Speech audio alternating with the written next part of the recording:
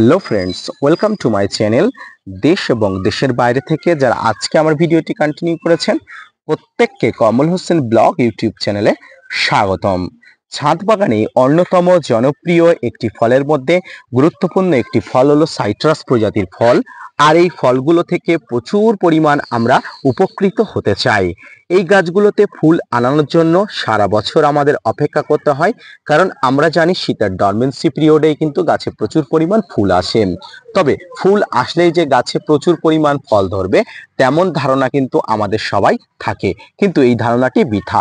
গাছে প্রচুর পরিমাণ ফুল আনতে গেলে যেমন নানা পরিচর্যার মধ্য দিয়ে গাছকে নিয়ে যেতে হয়, ঠিক তেমনি ফুল আর আসার পরে গাছকে কিন্তু কোনোভাবেই কোনো ফল্ট বা গিল্টির মধ্যে দিয়ে রাখলে কিন্তু গাছের সমস্ত ফুল যেমন ঝরে পড়বে, ঠিক তেমনি গাছে প্রচুর যে ফুল ধরছে এই ফুলগুলো পলিনেশন হবে না, ফুলগুলো খুব সহজেই কিন্তু নিচে ঝরে পড়বে। তো কিভাবে পরিচর্যা করবেন, কিভাবে সার প্রয়োগ করবেন, আসুন সংক্ষিপ্ত ভিডিওর মাধ্যমে বুঝিয়ে দিই। সুপ্রিয় দর্শক মণ্ডলী, ছাদ বাগানে লেবু গাছে ডরমেন্সি পিরিয়ডে প্রচুর পরিমাণ ফুল আসার পরে আপনাকে যেটা করতে হবে সেটা হচ্ছে সঠিকভাবে জলের বন্দোবস্ত।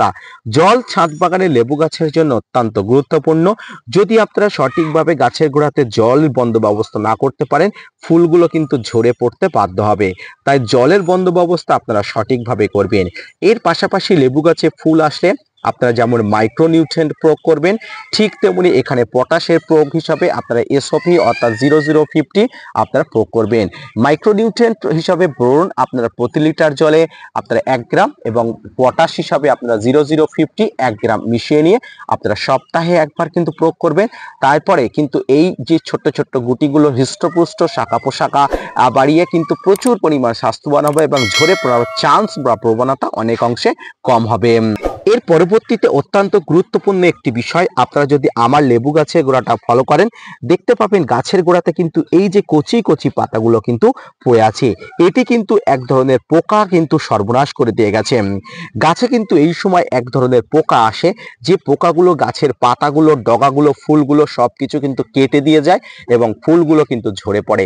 এটি যাতে গাছে না হয় তার জন্য অবশ্যই কিন্তু আপনারা আপনাদের কাছে থাকা ইমিডাক্লোপিড গ্রুপের বা সাইপারমেথ্রিন গ্রুপের বা আরো যে সমস্ত কম্পোজিশনের কীটনাশকগুলো আছে সেগুলো প্রয়োগ করবেন। তবে এক্ষেত্রে ইমিডাক্লোপিড গ্রুপের যে কীটনাশকগুলো আছে সেগুলো কিন্তু আপনারা প্রয়োগ করবেন একদম ফার্স্ট সকালে।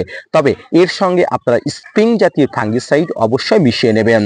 এই ইমিডাক্লোপিড গ্রুপের যে কোনো কীটনাশকের সঙ্গে স্প্রিং ফাঙ্গিসাইড 1 লিটারে 1 গ্রাম ভালো করে মিশিয়ে নিয়ে আপনারা এই সমস্ত ফুল ধরা লেবু গাছগুলোর কচি পাতাতে স্প্রে করে দেবেন। তাহলে দেখবেন গাছের কচি পাতা কেটে দেওয়া এবং ফুল ঝরে পড়ার প্রবণতা অনেক অংশে কম হবে। সুপ্রিয় দর্শক মণ্ডলী, এর পরবর্তীতে অত্যন্ত গুরুত্বপূর্ণ যে বিষয় সেটি হচ্ছে এই সময় লেবু গাছগুলোকে অত্যন্ত গুরুত্বপূর্ণভাবে সূর্যের আলোর নিচে রাখতে হবে। অর্থাৎ ছাদ বাগানে যে জায়গাতে সূর্যের আলো থাকে সেই জায়গাগুলোতে কিন্তু সূর্যের আলো যাতে পড়ে সেদিকে কিন্তু নজর রাখতে হবে, কারণ এই সময় সর্বোচ্চ পরিমাণ সূর্যের আলো দরকার। তাই সূর্যের আলো গাছে যাতে লাগে সেদিকে কিন্তু খুব দক্ষভাবে নিপুণভাবে কিন্তু নজর রাখতে হবে। এবং এই ফুলগুলো ফুটে গেলে আপনি কোনোভাবেই কোনো ফাঙ্গিসাইড কীটনাশক প্রয়োগ করবেন না, তাতে পলিনেটকারী কীটপতঙ্গর আসতে সমস্যা হবে, গাছ কিন্তু প্রচুর পরিমাণ ফল ধরতেও অসুবিধা বোধ করবে। তাই কিন্তু ফুল ফুটে গেলে যদি কীটনাশক ফাঙ্গিসাইড প্রয়োগ করতেই হয় আপনাকে সন্ধ্যার পরে কিন্তু প্রয়োগ করতে হবে। সুপ্রিয় দর্শক মণ্ডলী, লেবু গাছে ফুল আসার পরে কিন্তু সামান্য পরিমাণ ভুল করলে কিন্তু আপনি এই যে খেসারাতগুলো দিতে হবে। দেখতে পাচ্ছেন একটা তাজা ফুল কিন্তু ঝরে পড়ে গেছে, এটি কিন্তু পোকার এক কাণ্ড কারখানা। পাশাপাশি কচি পাতা তো দেখতে পাচ্ছেন, তাই কিন্তু কীটনাশক, ফাঙ্গিসাইড, মাইক্রোনিউট্রিয়েন্ট এই সমস্ত খাবারগুলো কিন্তু যথাযথ কিন্তু ছাদ বাগানে লেবু গাছে ফুল আসার পরে আপনার ফুল ধরা লেবু গাছে যথাযথভাবে কিন্তু আপনাকে ব্যবহার করতে হবে। তো আজকের ভিডিওটি এই পর্যন্ত। আজকের ভিডিওটি আপনি যদি দেখে উপকৃত হন, আজকের ভিডিওটি দেখে যদি স্যাটিসফাইড হন, অবশ্যই কমল হোসেন ব্লগ ইউটিউব চ্যানেলকে সাপোর্ট করবেন।